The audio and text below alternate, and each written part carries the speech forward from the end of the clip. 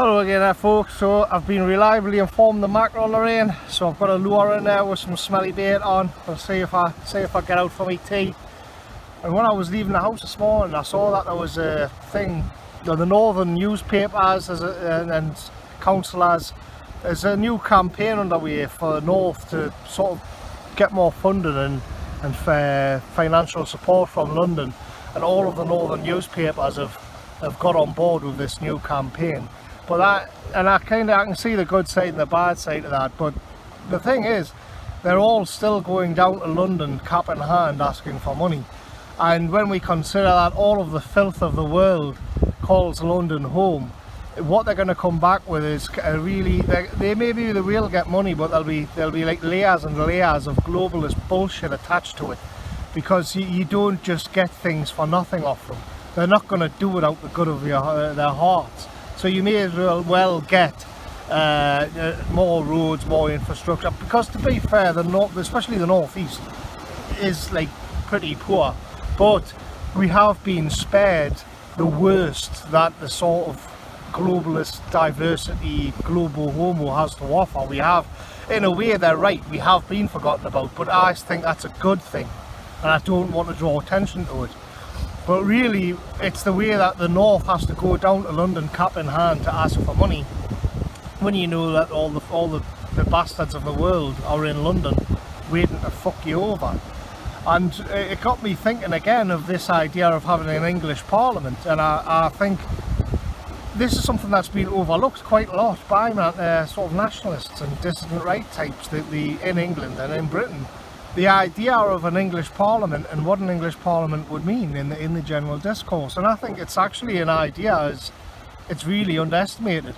First, I mean, I'd like to see an English Parliament in York, and so because what it's really, I'm not going to get hung up on that. I wouldn't mind if it was somewhere like Bath or Canterbury, but what the point is, I would like to see political power removed from London and brought back out into the provinces of England.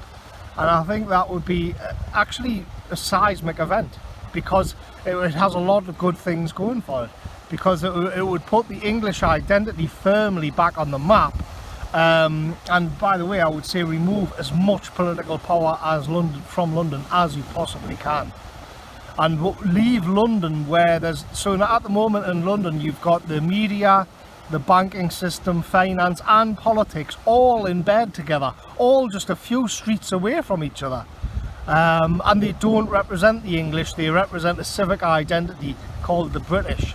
And obviously there's now a battle to sort of turn England where that ethnic group is being scrapped as well.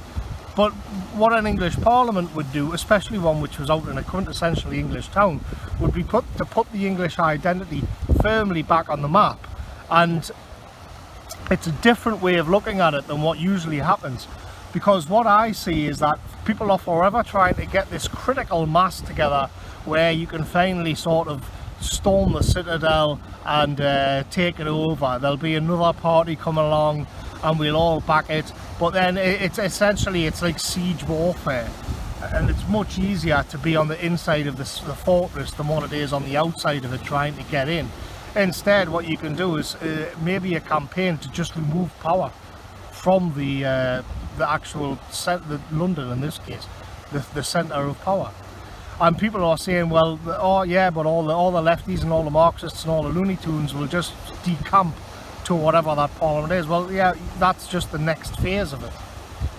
What the benefits of it would be where the English identity was firmly back on the map, firmly up for discussion, and the fact that we need political representation, and it needs to be brought back down to the level of the people, out in sort of forgotten places in the northeast and in the south as well.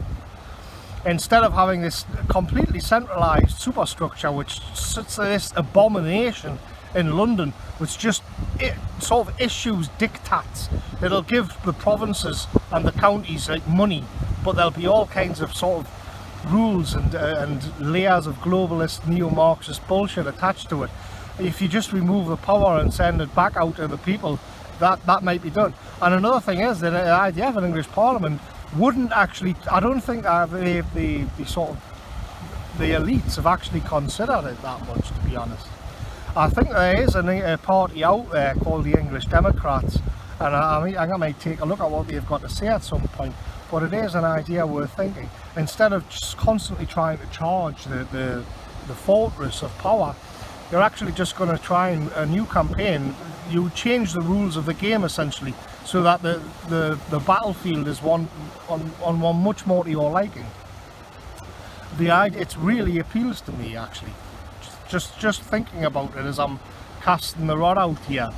It's certainly better than this situation where they're all going to have this valiant campaign and oh, we're also forgotten about in the north, and give us more money, and then they're going to say, well, yeah, okay, we're going to invest in this new high-tech factory, but remember that it's Gay Pride Month, and remember how great diversity is, and that's what they do.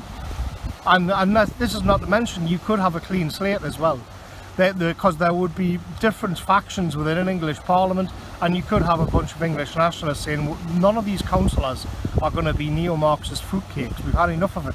We've had Rotherham, we've had all of that. All of this ideology is going to be cleared out, basically.